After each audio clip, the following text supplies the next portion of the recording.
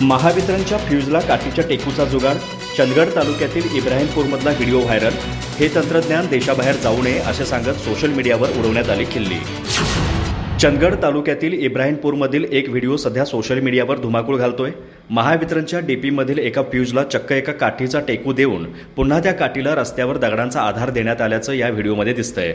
हा देशी जुगाड महावितरणच्या कर्मचाऱ्यांनी केलाय की आजूबाजूच्या कुणी हुशार शेतकऱ्यांनी केलाय याबाबत माहिती उपलब्ध होऊ शकली नाही. मात्र हे चंदगडी तंत्रज्ञान देशाबाहेर जाऊ नये याची काळजी घ्यायला हवी अशा आशयाचे मेसेज सोशल मीडियावरती फिरू लागले आहेत. सध्या उन्हाचा कडाका वाढला असून पारा 40 अंशांपर्यंत चढतो आहे. त्यामुळे काही वेळ जरी वीज गेली तरी प्रत्येक माणूस अस्वस्थ होत आहे. फॅन, कूलर, एसी शिवाय राहणं असह्य होत असतं. अशा ग्रामीण भागात वीज गेल्याची माहिती कळवूनही महावितरणचे कर्मचारी वेळेत पोहोचतील याची शाश्वती नसते. त्यामुळे आजूबाजूचे शेतकरी महावितरणच्या डेपीमधील फ्यूज बदलणे, डीओ जोडणे अशी कामे परस्पर करत असतात. याच पार्श्वभूमीवर एका नादुरुस्त झालेल्या फ्यूजला चक्क काठीच्या आधाराने जोडून ठेवण्यात आलंय. पण कुणीतरी त्याचा व्हिडिओ सोशल मीडियावर व्हायरल केलाय आणि महावितरणचे लोकांकडून खिल्ली उडवण्यात येत आहे.